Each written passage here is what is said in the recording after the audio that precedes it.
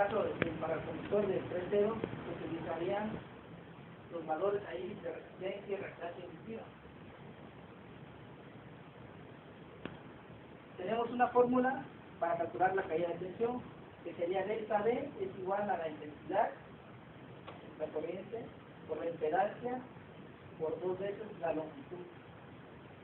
Donde delta V es la caída de tensión en volts, L es la longitud de la línea en kilómetros, en kilómetros, Z es la impedancia de la línea en ohms por kilómetros y I la corriente de la línea en amperes. Para los cálculos tenemos el conductor calibre 3.0, XLP, una resistencia de 5 kilovolts. La resistencia, conforme la tabla anterior, sería de 0.434 milésimas ohms sobre kilómetro. La reactancia inductiva también es un factor importante. El voltaje sería 13.200 volts y la distancia de la línea de transición al transformador son 229 metros. Antes de entrar a la fórmula, debemos de calcular la impedancia, que está dada por la fórmula siguiente. Sería es igual a Z sobre la resistencia y la reactancia inductiva, donde tenemos que R es la resistencia de la corriente alterna, X es la reactancia inductiva. Haciendo los cálculos sacamos la impedancia, será en ohms sobre kilómetro, sería 5.329 milésimas ohms sobre kilómetro. Esta es la impedancia.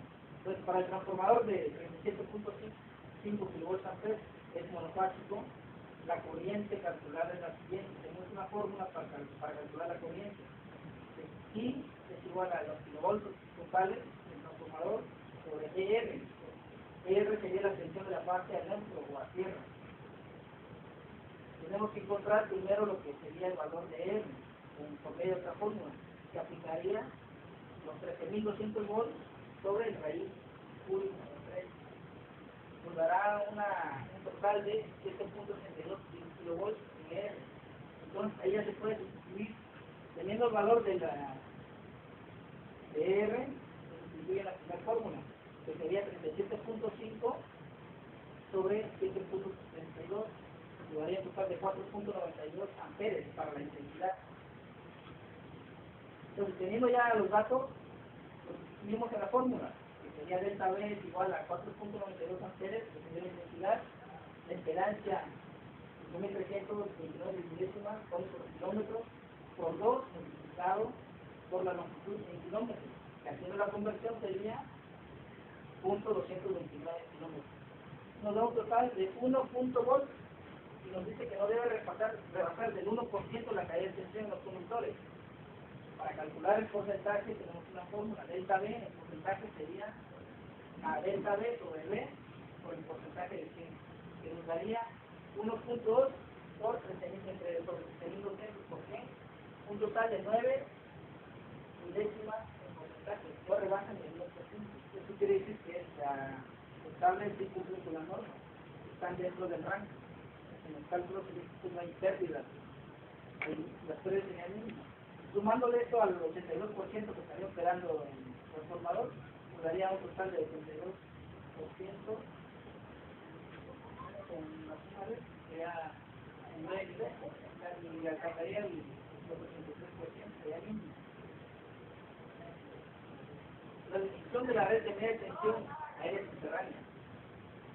Como ya mencionamos, para la media tensión se utilizó el XLP calibre 3.0 con un andamiento del 100%. Mencionamos también se instalaron dos estructuras aéreas, una volada sencilla y una volada de remate. En la segunda se instaló la transición, y la red subterránea se hizo de una fase de 2 kilos para sistemas residenciales.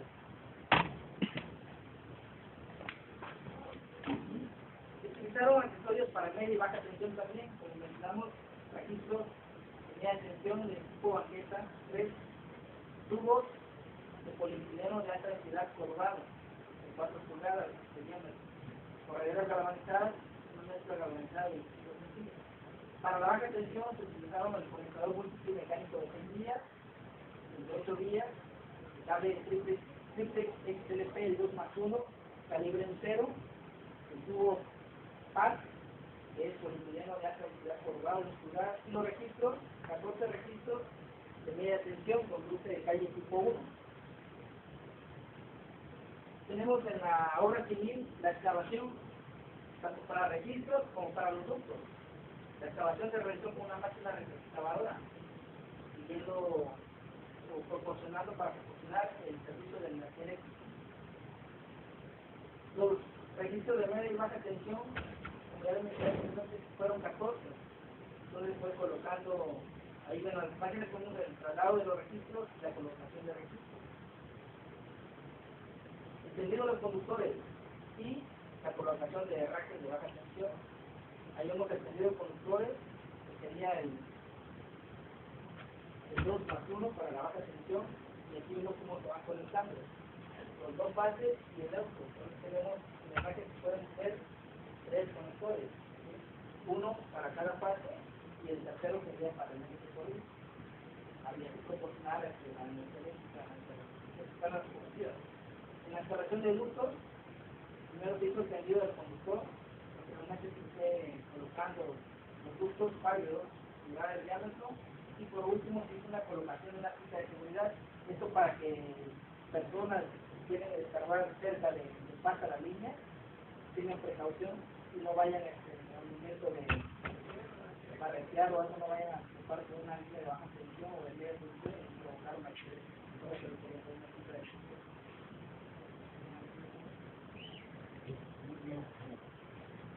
Muy bien, soy Mayo.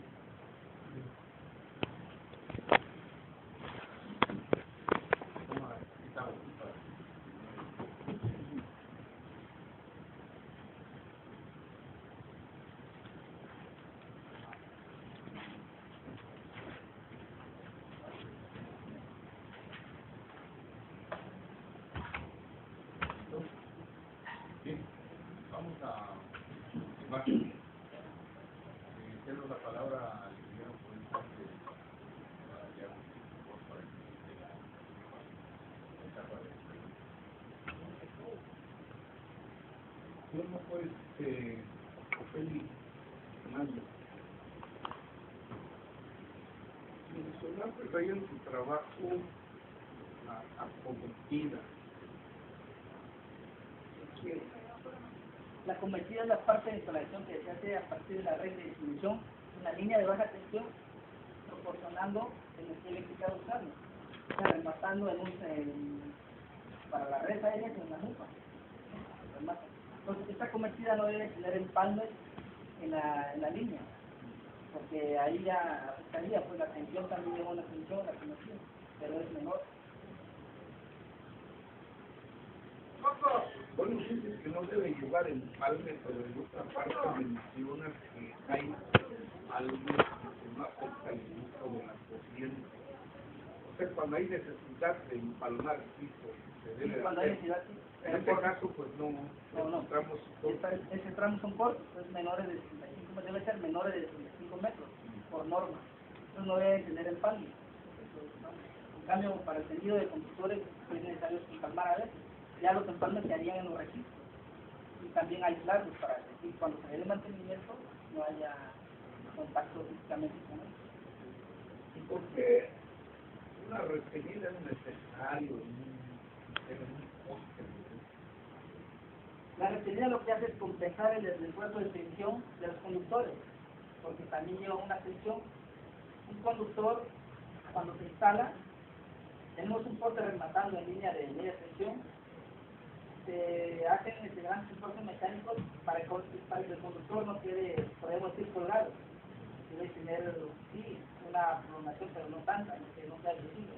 Entonces, al tentarnos, lo que haría el conductor es jalar al poste, para inclinar, y lo que hace la retenida es compensar ese esfuerzo, poniéndolo en una resultante opuesta a la tensión del conductor.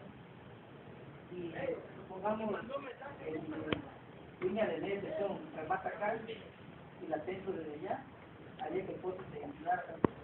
Entonces, en el sentido opuesto, la respalda de la tensión sería de este lado, en la cara exterior del poste, jalar, tentar también la retenida.